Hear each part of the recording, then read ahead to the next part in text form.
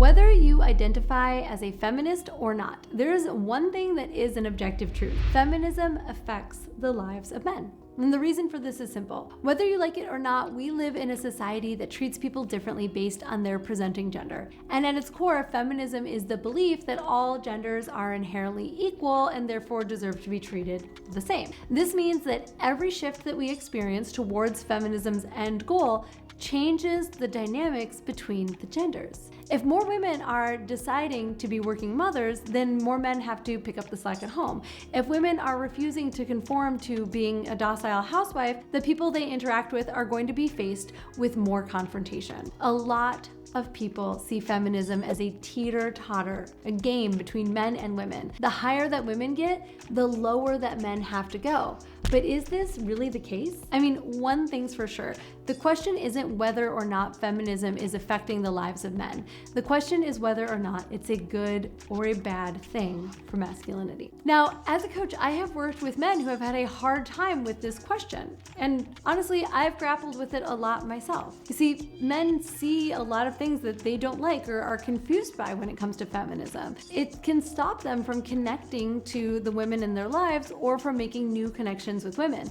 And that's really why I want to dive into this topic today, because this matters for the men that watch this channel. This matters for the men that coach with me. It matters to you, no matter who you are and where you exist inside of this larger social atmosphere. And this video isn't about provoking conflict. I'm not gonna come to final resolution on any of these questions, but I do hope that it will inspire a little thoughtful dialogue with you, for yourself, maybe in the comments, and with me. And what I should say is we're gonna address feminism as it mostly occurs in the media today, as modern feminism, but just know that there are many different kinds of feminisms, both historically and today, and I'm gonna paint them all with a really broad stroke. It's gonna be a little unfair, but this is what we're gonna do in this video. All right, next I'm gonna break down 3 common beliefs or concerns that I have heard about the way that feminism affects men. Number 1, does feminism have a negative impact on men? There's a perspective that modern feminism, with its focus on gender equality and dismantling traditional roles, has had an adverse effect on men. Critics argue that it's led to an erosion of masculinity, creating an atmosphere where men feel demonized for previously normal behavior. The old rules don't seem to apply, and I hear it from men all the time that they're worrying that they're going to offend the women in their lives. It seems like the expectations are changing all the time, and some men have a hard time knowing what to do, how to keep up. Do I open the door, or is that chauvinistic? Do I initiate flirting or sexy times, or do I wait until she does? Am I sexist if I offer to pick up the check? Oh, but now she wants me to pick up the check. How does she call herself a feminist and also expect me to pay for this meal? Rollo Tomasi, a prominent men's rights activist and occasional critic of my haircut, Gentlemen, this is Caitlin V. argues in his work, The Rational Male, that modern feminism's dismantling of traditional gender roles has left many men feeling displaced and delusioned. And I know he isn't alone in that thinking. People who are proponents of modern feminism have a different perspective. There's no denying that the change of expectations placed upon men can be a little bit challenging to navigate. But it is important to remember that we're all in this together as the dynamics shift. In her seminal work, Feminism is for Everybody, author Bell Hooks argues that feminism isn't about ruining men, but about creating a more equitable society for all. And the discomfort that some men feel is seen as a sort of growing pains, an evolution towards new norms. It's also important to remember that all of the roles that men are feeling uncomfortable in, well, these are the exact things that women have been doing for centuries, and their discomfort matters too. Number 2, feminism leads to confusion and resentment. Critics further posit that this evolution is causing confusion and resentment among men, potentially contributing to mental health issues and societal discord. Feminism challenges the concept of what it means to be masculine, but it's a slow process. In the midst of this, a lot of men feel like they're caught between a rock and a hard place. They feel like if they embrace traditional masculinity, they'll be seen as toxic, but if they show vulnerability, they will be considered weak. It's important to remember that these feelings of confusion are natural in the context of a change changing social structure. And they're also not a reason to lose track of the things that really matter and protect our mental health. I like to think that people who are dealing with mental health issues and blaming feminism would have been dealing with mental health issues and blaming feudalism if they had been born 400 years ago. Like it's not about that, it's about how we deal with it. I mean, the point of feminism isn't to dictate how men need to behave and how women need to behave. That's actually not the point at all. It's about evening the playing field and leaving room for everyone to express themselves in the way that they want to. So if you're a sensitive man, you can still be a man and you don't have to be considered weak. In fact, there's a lot of strength in vulnerability and being open to your emotions. And if you happen to enjoy performing certain acts of traditional chivalry, that doesn't make you sexist. If you want to open a door for a woman or pick up the tab, go for it. Many women still enjoy these displays of kindness and generosity. In fact, I would say that opening doors and picking up tabs is neither masculine nor feminine. It's just that we have made it a gendered expectation that men will do that. But I open doors for little old ladies and people carrying boxes. I pick up tabs for my friends. Like, the behavior itself isn't gendered. It is important to remember that every man and woman has the right to their own preferences. I say it all the time in regards to sex and relationships. It's no different when it comes to this issue. We are all special with our own really specific, really subjective preferences, needs, and desires. And when it comes to navigating gender roles with the people around you, open communication goes a long way.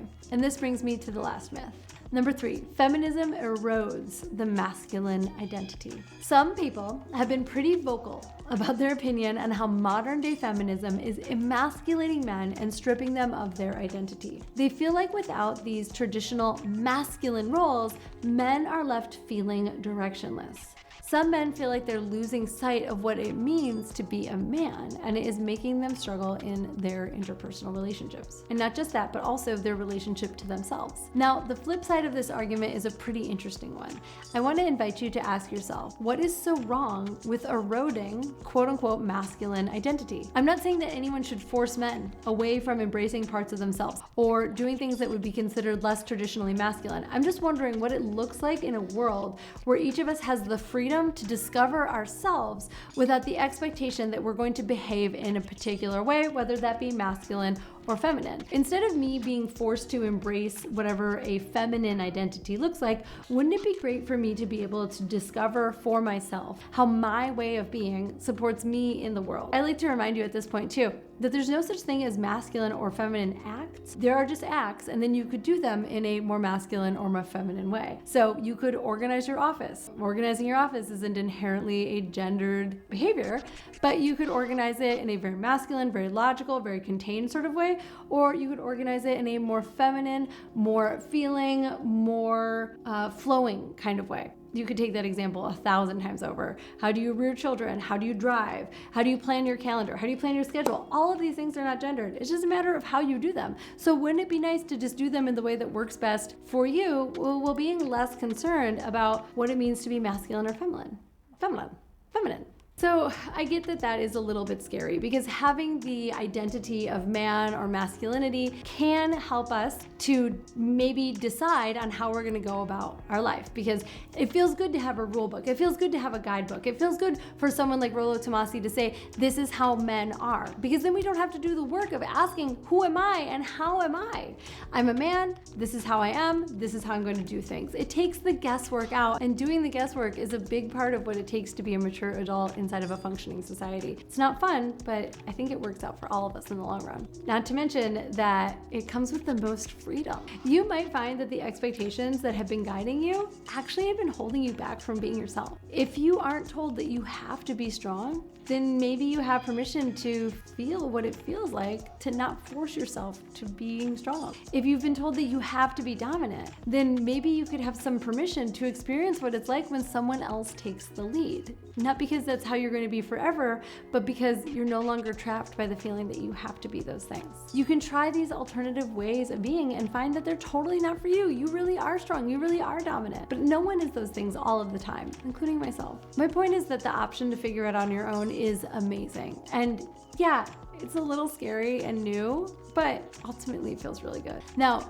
this is a complex issue, and it is nuanced, and there are no simple answers, and you may disagree with everything that I said in this video, and that's totally okay. To me, the heart of the matter just lies in understanding that we're actually all in this together. We're not enemies. We're headed in the same direction. All of us want to have a future that is more equitable and more fair for all people, regardless of their gender identity. I don't think anyone wants otherwise.